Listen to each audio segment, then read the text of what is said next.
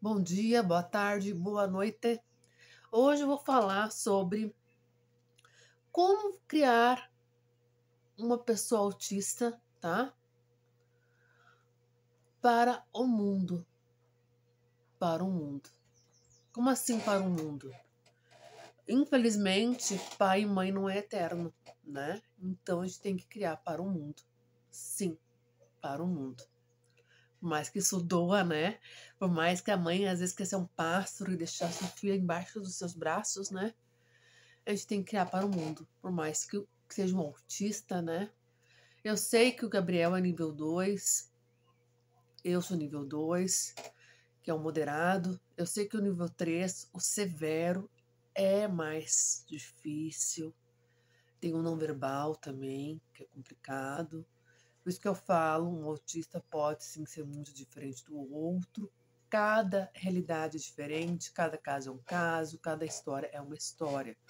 Mas eu venho aqui falar, gente, da minha experiência, da experiência do meu filho e do que eu estudei esses 5 anos.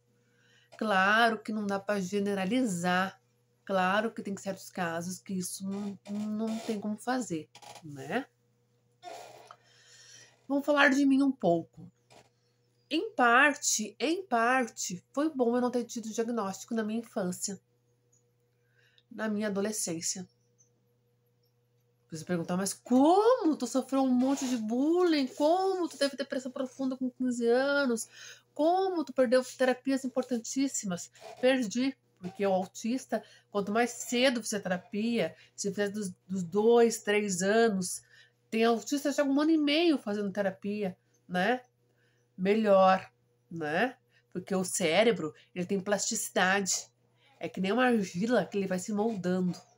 E isso, quanto mais cedo, mais fácil de moldar ele, mais fácil de a gente superar algumas dificuldades, suprir algumas falhas, sempre deixando claro que o autismo não é doença e sempre deixando claro que o autismo não tem cura, mas tem como tu melhorar e muito. E até mudar de grau, porque tem o grau 1 leve, grau 2 moderado, grau 3 severo, tem como mudar de grau, tá? Tem sim. Mas isso, claro, depende de muita coisa e também das terapias que muitas vezes o SUS não fornece e tal. Então, né, não dá para cobrar e julgar as mães. Não é esse a minha intenção, tá? Falando de mim, em parte, por que foi bom? Em parte, tá? Teve a parte ruim e a parte boa. A parte boa. Porque todo mundo exigiu o máximo de mim.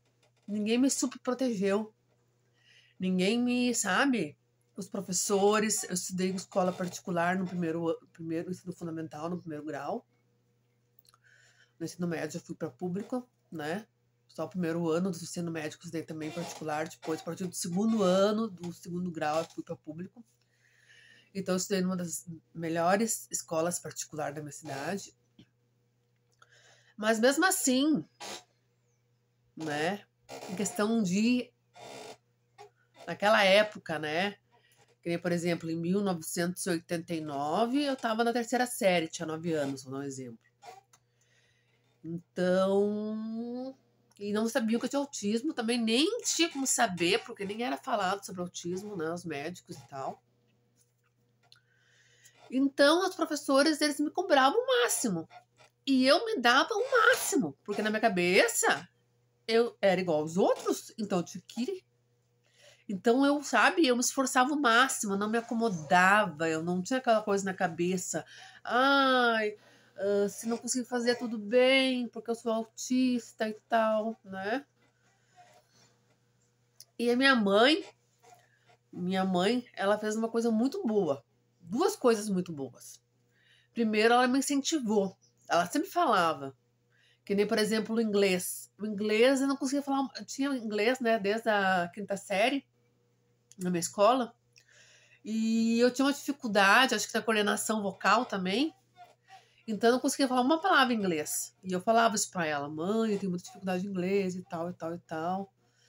E ela sempre falava assim, ela falava assim pra mim, eu me lembro. Eu era criança e eu me lembro. Ana, tu tem dificuldade sim.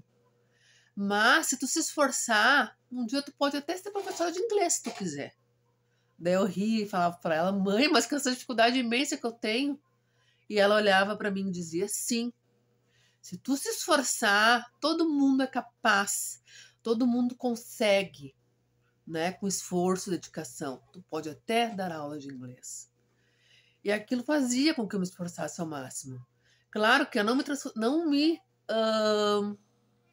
fui professora de inglês, tenho muita dificuldade em inglês ainda, mas pelo menos eu conseguia passar de ano sempre, nunca fui reprovada, né?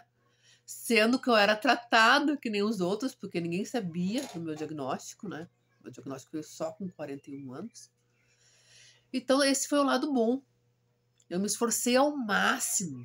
E as pessoas não tinham dó de mim, me cobravam ao máximo, porque as pessoas não sabiam que eu tinha um transtorno, um diagnóstico. Mas claro que teve um lado ruim. Eu sofria bullying, porque eu tinha várias falhas, várias diferenças, né? E daí faziam com que eu sofresse bullying, porque eu não sabia que era um transtorno, um diagnóstico, né? Achavam que eu era atrapalhada. Isso destruiu muito a minha autoestima, me deu uma depressão muito forte com 15 anos. Isso foi muito ruim. Eu também fiquei sem as terapias necessárias, apesar que minha mãe me levou 3 anos em fonoaudióloga quando era criança, que me ajudou bastante, que eu falava muito errado. E graças a esses 3 anos que ela me levou na fonoaudióloga 2 vezes por semana, eu falo corretamente hoje, né? Mas tô falando das outras terapias, TO, psicóloga e tal, que não foi culpa dele, do meu pai e da minha mãe. É que naquela época, nem a área da saúde, nem os médicos tinham conhecimento de autismo leve, autismo moderado. Não tinha-se. Podia ir no melhor médico da cidade, do estado, do país, que eu não ia ter esse diagnóstico, né? Então teve o lado bom e o lado ruim. E agora, como criar um filho? 2 maneiras. Primeira, cobre o máximo do seu filho autista. Eu cobro o máximo do meu filho, tá? Não subproteja. Não trate com pena como coitadinho. Crie para o mundo. Porque senão seu filho vai se acomodar. E até o que ele tiver de capacidade, ele não vai desenvolver. Porque ele vai enviar na mente, eu sou deficiente, eu sou autista, eu tenho um transtorno, eu não consigo. E a mente, ela é incrível. Se tu enfiar na cabeça assim, se tu tiver um desafio, uma atividade, tu enfiar no pensamento, eu não vou conseguir, tu não consegue, o cérebro bloqueia. Eu vejo meu filho, o dia que ele tá nervoso, o dia que ele tá brabo, eu mando ele ler um textinho, ler umas palavrinhas, ele erra um monte. O dia que ele tá calmo, que tá tranquilo, ele acerta quase tudo. Então, o psicológico, a mente, sabe? Tudo isso envolve muito o nosso desenvolvimento cognitivo.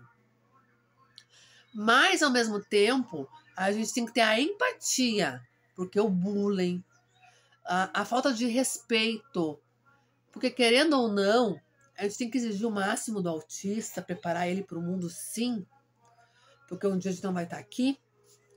A gente tem que ter a empatia, a gente tem que ter a consciência que, querendo ou não, esse cérebro, ele é capaz sim, mas ele funciona diferente.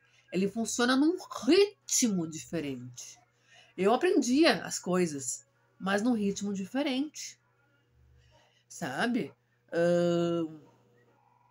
Preparar uma comida.